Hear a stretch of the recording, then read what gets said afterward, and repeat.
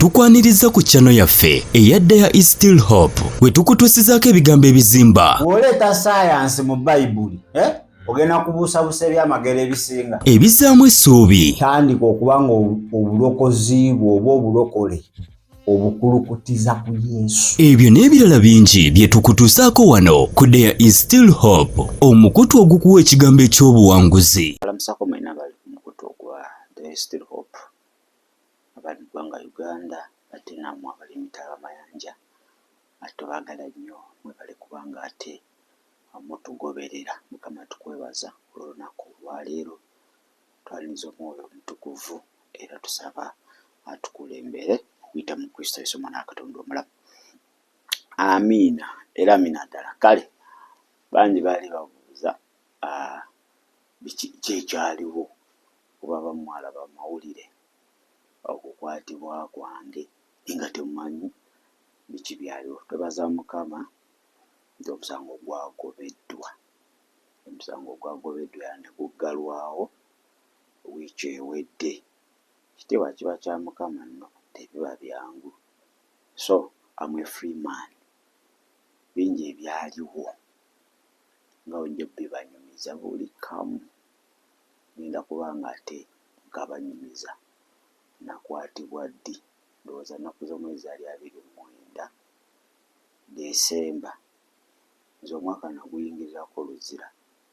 Kijja kunyumiza olugendo lwange nkwata gye bankwatamu nga ninga terrorist. In fact abantu gye nali mbeera ejjinja baali bamanyi nti oba ndi mutujju oba be bano aba ADF kubanga amaanyi ge baakozesa okunkwata nga galina kukozesebwa kukwata mizimu gitawaanya abantu naye ate bagakozesa kukwata nze. Era n'abankwata nga bagamba ffe tufunye order from above kasita tetukutwala tetugenda sigaza mirimu kwanze mirimu ki egyo gye bagibwako ani nti oli akukutte State House ate bagenda omuŋŋamba neŋŋamba ate so called man of God afuuka atya State House. So bingi ebyaliwo nja bibanyumiza mu lugendo luno obitegeere. Abaasaba mwebale kunsabira Mukama abawe omukisa. Abayimirira naffe mu ngeri emu oba endala nammwe mwebale kubanga muyimirira naddala Tishi family. Mwena abaawa ssente brother David ssente ezanzigyayo mu kkooti beyiro yajja n'emitwalo 86. Mwena Tishi family abaawa brother David ssente zaatuuka era zaakola omulimu munene. Era singa David teyajja na ssente ezo wadde bampa beyiro baali banzizaayo. Naye twebaza Mukama nti byaggwa buli ekibeera n'entandikwa kiba n'enkomerero. Bingi ebyaliwo ebyokuyiga bingi ebyokukola bingi.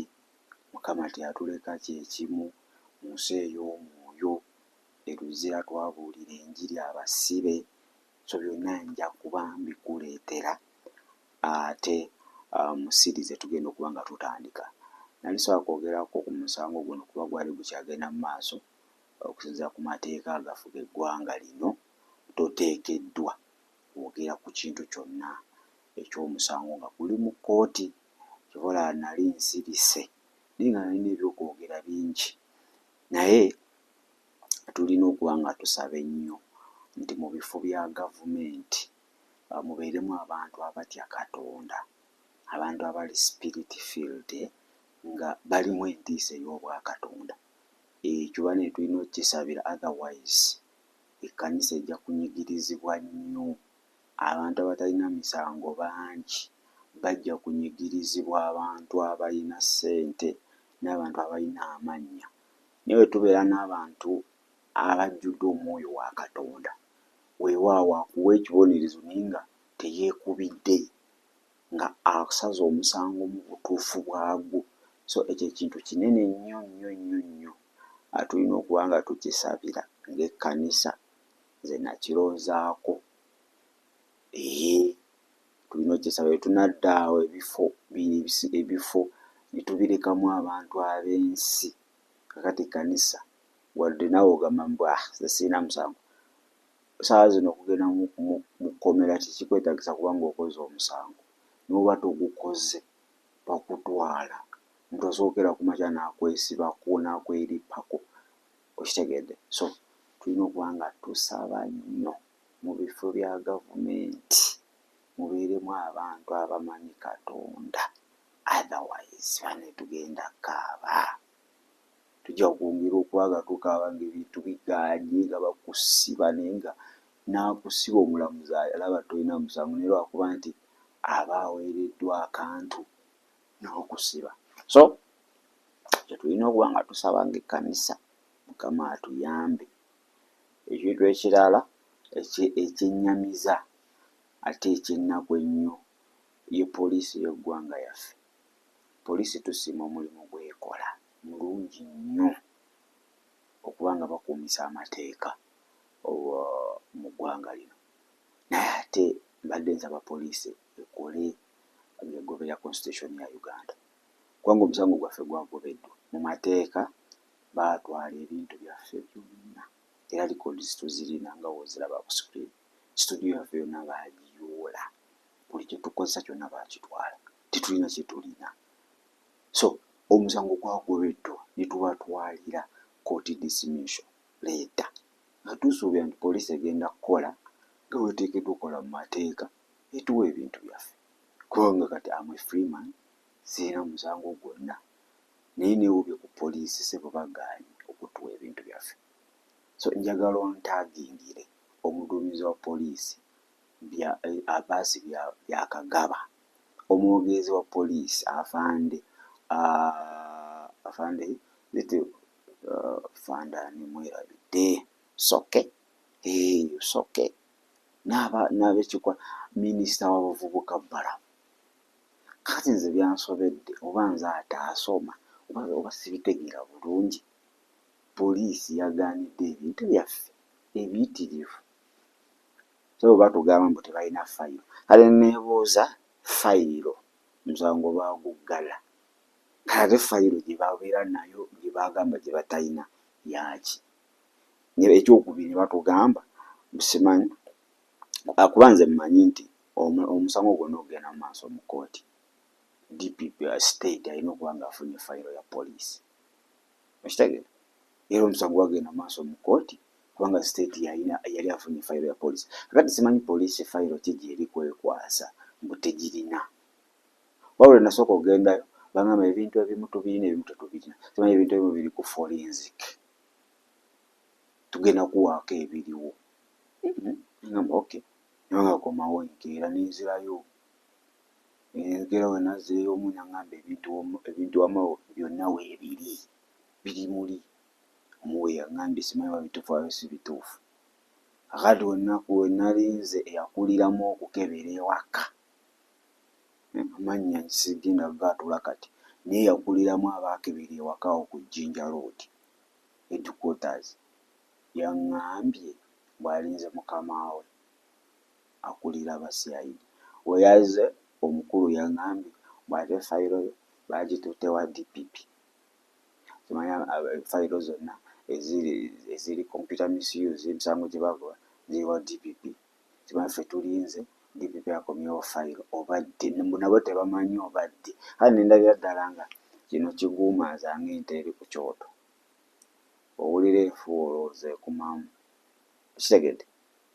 Omusango gwagobwa nguleetedde kooti ruling. Aye bw'oŋŋambye mbu ate olinda DPP fayiro ate ekole ki?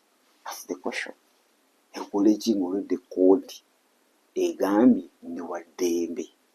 So ne tulabira ddala nga poliisi mwalikoze ekyetaagisa ne mutadda mu buzannyo. Manyi poliisi ya Uganda zimu ku poliisi zetuwa ekitiibwa mu nsi yonna. Nze era nakula neegomba poliisi, njagala kuyingira poliisi n'amagye nga mmanyi ng'era ndowooza bakolera ku mateeka, era bakolera ku mateeka. bagoberera nnyo amateeka era poliisi teyagala nnyo kumenya amateeka kyova olaba bagamba mbu keeping law and order. Naye ate kinneewuunyisa okuba nga okutuuka okukima ebintu bakutambuza. So n'alisabye poliisi yeekube mu kifuba eswale etuwa ebintu byaffe.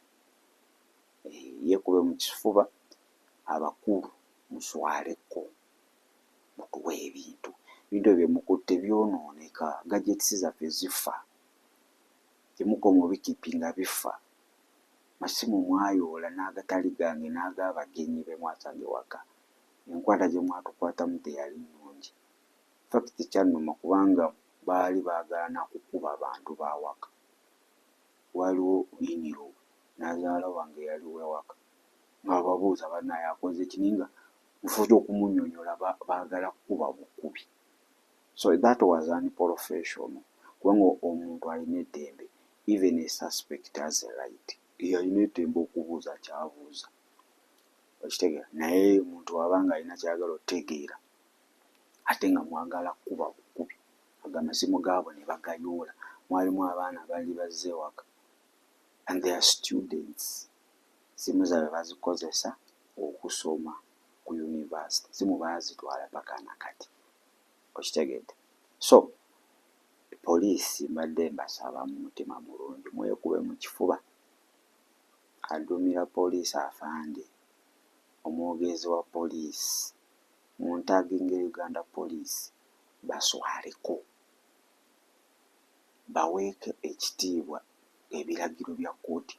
Kkooti webanga ewadde ruling, simanyi lwaki ennaku zino poliisi eyisa olugaayo mu nsalawo ya kkooti.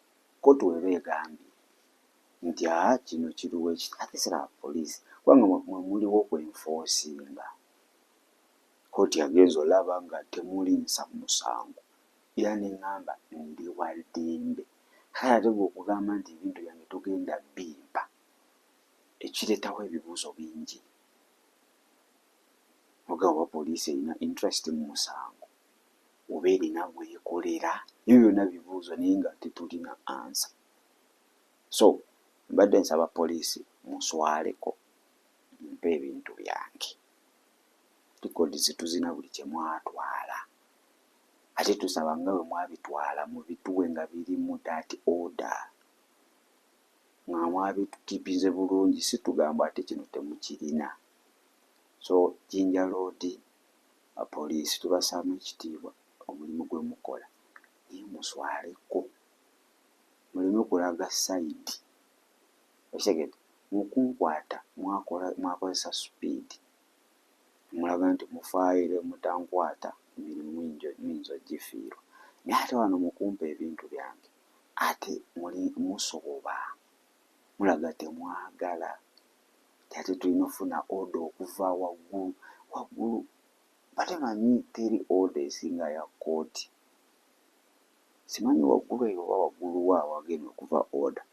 Naye tubasabye mu bulungi, tubasabye poliisi yaffe tugisaamu nnyo ekitiibwa era tugyagala, emirimu gyekola mirungi nnyo, keeping around order n'okulaba nga eggwanga abantu, okukuuma abantu n'ebintu byabwe. Oba omulimu gwa poliisi gw'amagye, okitegedde. Naye ate ebyange, so that means nti mu mateeka you are owning my properties mu bukyamu. Ebintu byange mubirina mu bumenyi bw'amateeka, temuteekeddwa okuba nabyo kati. In fact wenaalivudde ku kkooti nenzija mwalimperedde ebintu byange kasita mbaleetera ki? Eyo kkooti ruling. Naye munnaaye ebintu birimu above oyo tetumutegeera. Naye ndowooza mwaliswaddeko ne mutuddiza ebintu. Mwekube mu kifuba, muleme kuswaza kitiibwa kya poliisi. Ate n'okuba nga constitution mugiyisaamu olugaayo. Amateeka galina okuba, amateeka tegali, tuleme kuba nti amateeka galiko abaana n'ebyana, nti agaffe balinga ono tegamufevalinga. No, amateeka gakwata ku buli muntu, ate teri ali waggulu w'amateeka. Kuba nange saawa eyo gankwata. Paka omulamuzi we yagamba nti sirina musango, ndi waki? Ndi wa ddembe. kati ate bwe mba ndiwadde ate poliisi ate temuteekawo mbeera. Tubasabye busabi mwekube mu kifuba.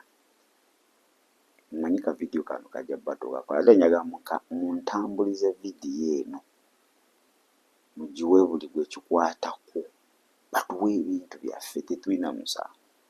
Kooti yatwejjeereza naye basigaza ebintu byaffe bya studio, zi laputopu byonna babigaanidde. Ne kati twebuuza lwaki babigaanira omusango teguliiwo, anirizi nga balina ki pulaani ndala.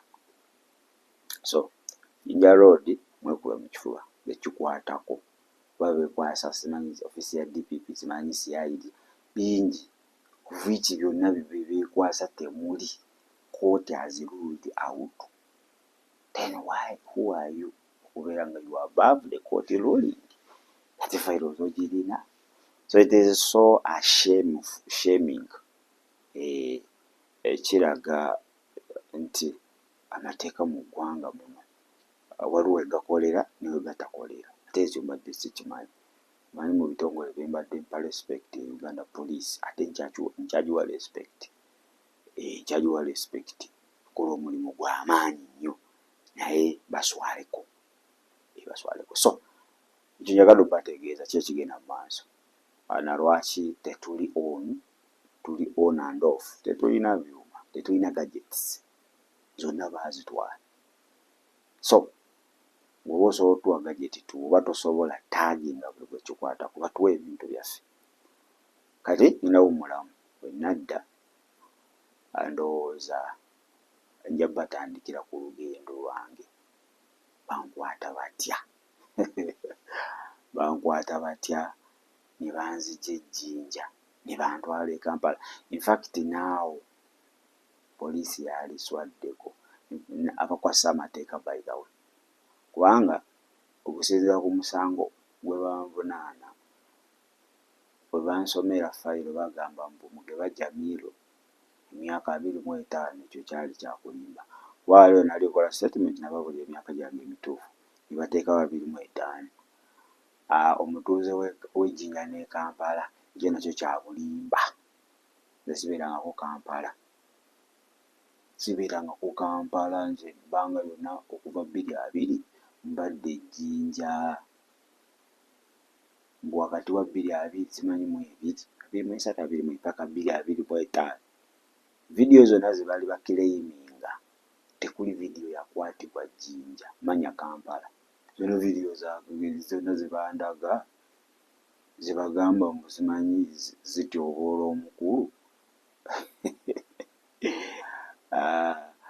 Vidiyo zisiinaako ze sirikodingiranga ku Kampala bukyambaawo okuleka vidiyo gye nali nkwatiddeko ku Seroma, ate ya mukono Seroma. Kati nendabira ddala nti lino eggwanga omuntu asobola okujja e Kampala n'akutwala Adjumani n'akuvunaanira ebyo nga tobeeranga nayo, tolina kye wali okoleddeyo, tolina nagwomanyiyo, n'akutwala Adjumani. Lwaki? Nti Adjumani alina baamanyi abakulu bakunyige. Tasobola kukuvunaanira gy'oli, talinayo ground. Akukwata n'akutwala Adjumani, n'akujja e Kampala n'akutwala Arua. Kati bagamba nti ekyo oba otyobodde Magistrate Act, manyi saasoma naye baŋŋamba nti ekyo tekiriiyo. Omuntu gye musuubiriza nti gye yaddiza omusango ne waba yalaga bamuzzaayo eyo gye bamuvunaanira. Naye ku nze muganda wange ebintu byali tebitegeerekeka. Banzigya Jjinja, wuuyo bantwala nga mukungu muganda wange. Nze emmotoka nnya ze zankwata. Ekyalo kyonna baakireka kyonna kisasamadde. Ne bantwala Nakawa gye banvunaanira. Sirina gwe mmanyi Nakawa, sirina vidiyo gye nali nkoleddeko Nakawa. Ne banvunaanira e Nakawa. Mu Uganda buli kimu kisoboka. Era gwe toddaawo n'ogamba tekisoboka. Mu Uganda buli kimu kisoboka. Era gwe toddaawo n'ogamba bajja kujja ewammwe oba simanyi mukono simanyi Jjinja. bakutwala epadeero wakuvunaanira epadeero nga tolina nagwomanyiyo.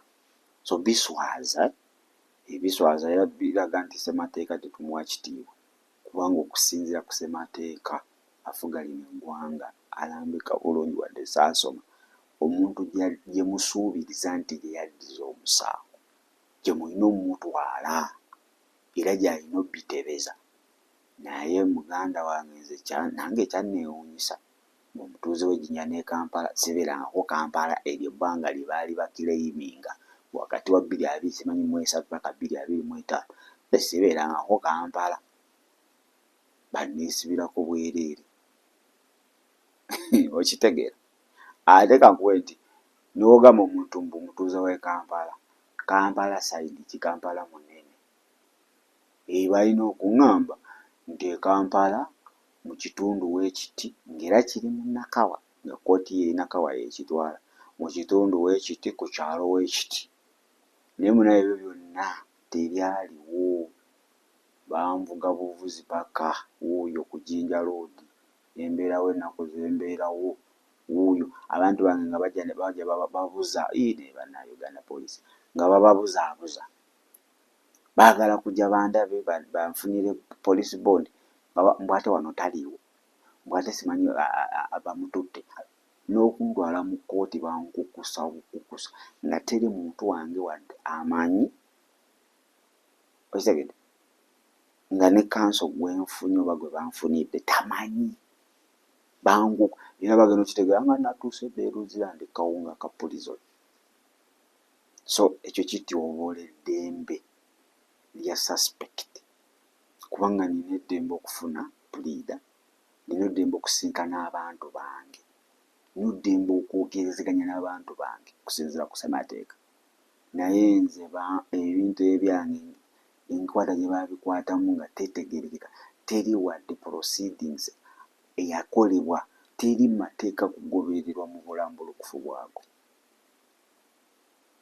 Bankukusa bukukusa, tebaaga abantu bange boogere nange, tebaaga abantu bange bategeere. In fact n'okunkwata baali tebaagala public etegeere. Naye ekyaleetera okuba nga public etegeera, baali baagala genda kuwaza studio yaffe, ate kigenda okutuuka nga studio eri waka, ate waka nga waliwo abantu. Kakati awo ebyategerekeka. Naye singa tebaagamba nti twagala studio, baali ntutte nga teri amanyi. So kyinza obbategeeza, ngenda babuulira omusango gwo gwawedde, mwebale kusaba. Abayimirira naffe mwebale kuyimirira naffe, abasindikira David Ssente mwebale kusindikira Mr. David Ssente, Tish family mwebale nnyo, mwebalire ddala. Yabbanyumiza embeera y'e Luzira, yajagala obbazaamu amaanyi nti tuli mu biro bisembayo. Bw'oba otya okubeera persecuted, then ebyo ebyenjiri biveeko, gwe tuula butuuzi. Naye nga mu bino ebiro persecution is going to be very high, waggulu nnyo. So Mukama abampeera omukisa mwenna abadde batusabira, adde bayimirira naffe, nammwe abadde bajaguza. Manyi social media tuba nti bonna bakuwagira, wali abajaguza nendaba omu n'agamba bannaaye era bamukutte njagala bawa kifi kya nkoko. Debutulade nga Mukama osaasire alina eggwanga, kubanga lyo lyetaaga kusabirwa. Omuntu asobola okukozesa pozisioni gy'alina, omuntu asobola okukozesa ssente, omuntu asobola okukozesa erinnya n'akola ky'ayagala kyonna. Kwanza nali ku poliisi baŋŋamba abapoliisi nti oli kuzannya na State House, onaakuvunaana. Mu State House takunkona, ayingira buyingizi era gwe weddi so called man of God. Ate kati ye State House. So ebyo byonna bitulaga nti tunaatera otuuka ku nkomerero y'ensi. Kwanza mbamanyi nti you are so called man of God, Katonda yakulwanira. N'oba tetugambye nti ng'omuntu oba ne feelings zo nsobola okukosa n'oyita mu mateeka, ekyo sikigaana, naye tukozesa linnya na ssente na kifo ky'olina n'abantu b'omanyi, ate okubanga constitution ya Uganda togiwa kitiibwa. Bamanyi nti obeera man of God ate ogoberera nnyo amateeka, kubanga ffe ng'abakkiriza tugoberera nnyo amateeka ga Katonda. Kati kyekimu nti n'oba olina obutakkanya n'omuntu, goberera amateeka. Amateeka nti baali nvunaanidde ejjinja, that's number 1. Number 2, tebaalitaddewo mbeera nti sina kulaba abantu bange, kubanga abapoliisi bo bakugamba ffe tuli ku order. Bwe tukoleramu ensobi emirimu gyaffe tugenda simanyi bwebagenda bajja bagoba. Nebuuza ani yabawa emirimu? Gavumenti yabawa, ate gavumenti yenvunaana. I'm not a politician. Nze soogera bya politics. Video zaabwe zonna n'ozikebera temuli mu political video. Nze mbuulira njiri. Naye neewuunya. Ng'amna, if so-called men of God are going Kano, nga batandise okukola ebintu mu mubiri, kakati awo wabeerawo ebibuuzo biki? Ebibuuzo bingi. So Uganda Police mutuwe ebintu byaffe, temutulinaako nsonga siraba lwaki mubigaanira. Ekirala naawe asobola okuba ng'oyimirira naffe, naawe yimirira naffe. So nja kwetoolamuko katono, bwenkomawo njatandika okunyumiza olugendo lwange olutandika ng'ennaku z'omwezi 29 December 2025 bwe nakwatibwa awo ku Gaddafi Barracks. Bwe nakwatibwa n'ensooka ntwalibwa ku CPS y'Ejjinja, naye nga order eziri awo nga ne poliisi y'Ejjinja terina kyeyogera, bonna baavunnamira. Mukulu gundi ne gula nga oyo balaba munene nga tewalina kye basobola kukola. Bagenda ewaka ekyalo kyonna ne bakisasamaza, ne bati studio yonna ne bagiyuzaayuza, ne batikka buli kiramu n'ekifu.